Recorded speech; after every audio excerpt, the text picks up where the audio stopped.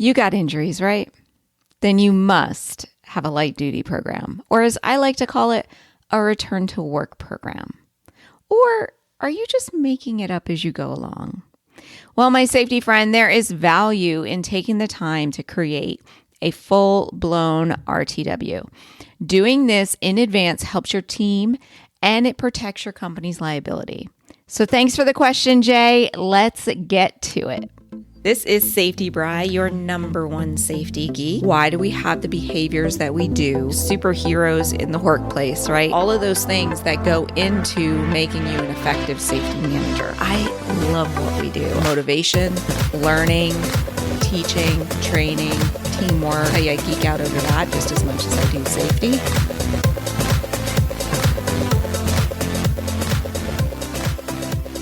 Hello, and welcome to the Safety Geek podcast. This is Bri, your number one safety geek. And if we are just meeting, I coach and train workplace safety managers on how to do their job more effectively and efficiently, giving them the skills to move up in their career and earn a seat in the C-suite. So today we are talking about something near and dear to my heart. I cannot tell you how much I love a good return to work program because I don't see many of them out there. So today's topic actually came in from Jay. He didn't ask anything specific. He just said, let's discuss light duty. And I was like, heck yes, let's do this thing. So first off, because I don't like to assume, what is a light duty program? So a light duty program is you have an injured worker who is given restrictions and you accommodate those restrictions by offering them some sort of restricted duty that meets those restrictions. We call it light duty. I like to call it a return to work because the ultimate goal is to get them to return to their normal position. There are tons of ways that you can manage a light duty program. I am of the mindset that you keep them within the normal business and keep them working in your business and not sending them off to a charity organization to cover those hours. But I'm not going to get into that in this episode. Here is what normally happens at a lot of workplaces. They have an injured worker. They are given the piece of paper from the doctor that says, hey, they can only lift 10 pounds and they can't walk more than 15 minutes and they have to keep the wound clean and dry or whatever those restrictions happen to be. And the employer just takes those restrictions and just makes something up. That works, right? But there is value having a program in place so that way when that paperwork comes in, you can easily just look at your program and it will take all the guesswork out of what position you should put this person in. And at the same time, when you have this program fully hashed out and available, you can hand off this responsibility to somebody else. Because when it comes to light duty, I do not believe the safety manager should be involved. I think that we are excellent at managing claims, and you definitely want to check in with your injured employee and show care and compassion. But light duty is an HR or a supervisor's responsibility because it is changing somebody's job and making sure that they're working within that job. But anyway, it might not be that case in your workplace, but that is my belief. But when you have this program in place, you can easily hand it off to somebody else. And the other thing about having this in place is that it sets clear rules that will stand up in court. A lot of employee injuries end up in the court system. Sometimes you get retaliation claims like you made them do some sort of weird light duty that could add to the cost of the claim. But if you have this program, it clears that up. So today, what I want to talk about when you're developing this program, the 5 essential pieces that you want to make sure that you include in your return to work program. The very first one is having a written process in place of how you assign light duty. This is like how they turn in their restrictions, who they give those restrictions to, what is your internal review process, and assignment. So how many days is it going to be until you figure out a light duty assignment for this person? Who is going to give them that assignment? How are they notified of that assignment? And is there going to be a change in pay? Now, I do not recommend a change of pay, but I will tell you that depends upon your state. So Where I live in the state of Florida, I believe this is still the rule. I haven't managed workers' comp in quite a while. In the state of Florida, they have to earn 85% of their average weekly wage. So yes, you could lower their pay. I mean, that is within your rights, especially if you're taking somebody from a skilled labor position and you're putting them into a light duty position filing, right? But all you're going to do, it's going to get paid in the workers' comp claim as indemnity payments anyway. So it really doesn't make sense. So if you keep them at the same pay, one, it keeps you in a better relationship with the employee and it reduces the risk of legal action. And two, it just makes everything easier. That way HR doesn't have to change anything and no one has to worry about reporting hours and pay to workers' comp and all of that good stuff. So anyway, so have that written process in place. Figure out what that is and put it down in writing. Number 2, you want to create a list of every job possible that somebody with restrictions can do. And you might be saying, but I don't know what the restrictions are going to be. Well, I don't believe you because honestly, the restrictions are always the same. The restrictions are like they have a 5-pound lifting restriction, a 10-pound, a 20-pound. They have to be seated. They can't stand. They're on medication. They're on crutches, or they can't be within certain types of environments like hot, cold, wet, those type of things. Really, those are the restrictions that we're talking about, okay? So what you want to do is pull out your JHAs or JSAs, if that is the camp that you're in, and go task by task and go, what on this list can somebody with a 5-pound restriction do? A 10-pound restriction, a 20-pound restriction? And create a list. And the way that I like to do it is in a chart. So here we are in a podcast, can't really show you, but picture like an Excel spreadsheet. And on column A, on the left-hand side, you list the tasks. And then your columns across, B, C, D, E, the heading is going to be on medication, 5-pound lifting restriction, 10-pound, no bending, no squatting, those types of things. And then you just have these jobs and you go, okay, they can do all of these. And it would be like a check mark if they can and an X if they can't. So you end up having just this nice grid that you can look at somebody, go across the top and go, okay, they have a 10-pound lifting restriction and they're medicated. Which are the tasks that have a check mark next to it? Those are the things they can do. It creates a nice, easy to follow chart. And I want to thank my insurance company for sharing this little tip with me because that is who I got it from. And it just makes it super easy to assign light duty when you can just look at a chart and go, well, these are the tasks you can do. That leads us to number 3. The third essential piece is that you want the work to be meaningful, which is why we create the chart from our JHAs, because our JHAs are tasks that are already being done in the workplace. So having them do these tasks means that it is meaningful to the company. Now, I have worked for companies who had their employee who was light duty stand in a squirrel costume by the road with a sign that said, "Eat at Denny's." And I was horrified. It's actually one of the reasons why I left the company. But they were giving them light duty and their goal was to humiliate the employee.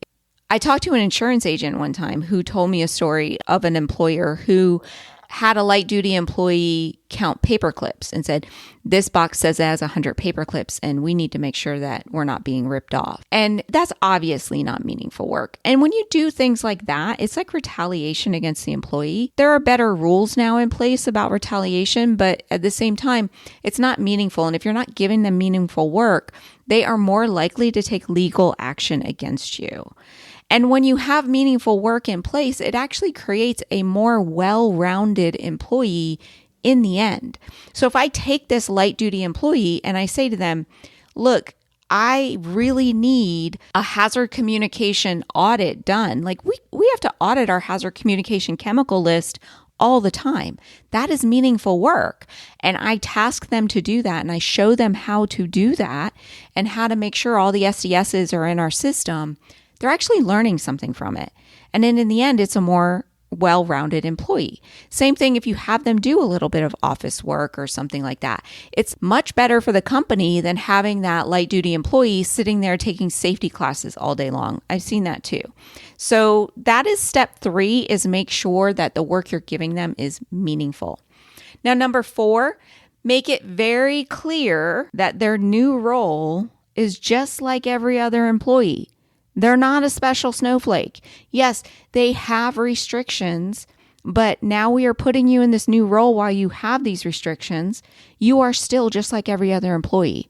You have a schedule. You are expected to be here on time.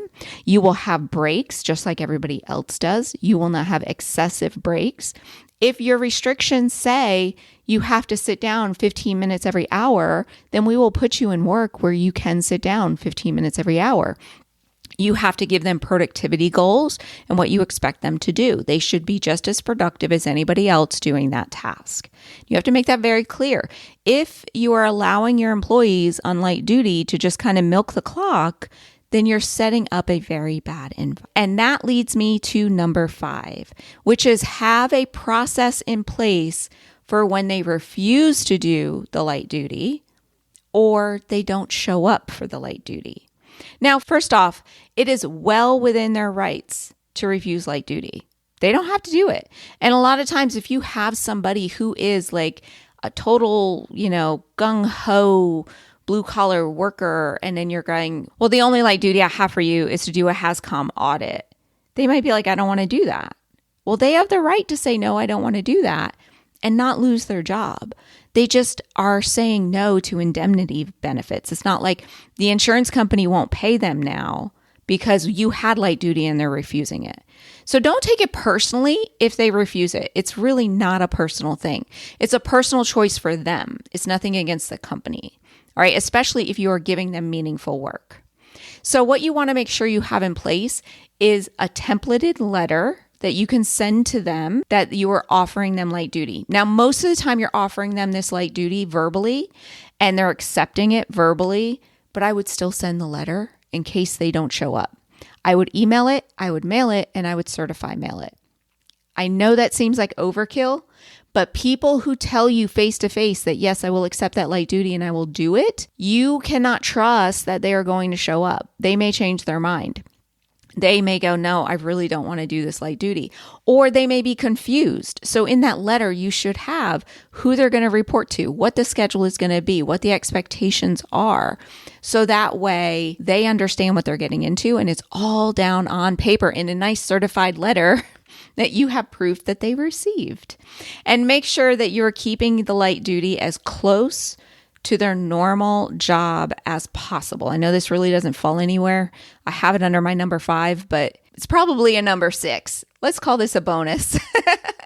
Keep the light duty as close to their normal job as possible, meaning their normal schedule, their normal supervisor, their normal job description. Like if they're a warehouse worker, then try to find them light duty in the warehouse reporting to the same supervisor. That is always preferable because a lot of people think it's like you don't want the injured worker being seen in the workplace or you want them doing like really bad jobs like cleaning the bathroom or something like that. That's not true. What you want is to actually show all your other employees that when you are injured, we've got your back.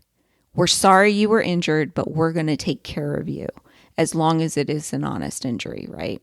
Now, seriously, I can literally go on about this forever. So much so that I'm actually going to list this as a YouTube video topic because I just love talking about light duty. And there are so many ways that you can approach it. When you attend one of my master classes, where I am telling you about Safety Management Academy, I offer a bonus where if you sign up for Safety Management Academy within like 24 hours, you get my fee that is called How to Prevent Incident Escalations. And I am just really, really into making sure that when injuries happen, that we truly care for the employee and that we watch out for the company's liability at the same time. And light duty is one of those things. It's not in that guide. The guide actually goes over accident response procedures. It's really, really good. So if you're going to sign up for Safety Management Academy, make sure that you sign up during a masterclass so that way you get that guide. So that is all that I have for you today, just to keep this one nice and short and sweet. But if you are listening today and you were thinking all along going, JH, what? SOP, what are you talking about? Writing a policy? I have no idea how to do that. Then you have got to go check out Safety Management Academy. It is my online safety management implementation program that will actually teach you how to do all the things in safety, like creating a JHA or an SOP, or writing simple policies, or building positive relationships with your employee to reduce this legal action and to get them involved in your program. So if you want to learn more, you can go to safetymanagementacademy.com. Enrollment is open. And like I said, if you sign up for the masterclass, you can get that extra little freebie if you sign up within 24 hours of the masterclass. Alrighty, my safety friends, that is what I have for you today. I will talk to you again next week, and you have a safe and amazing day. Bye for now.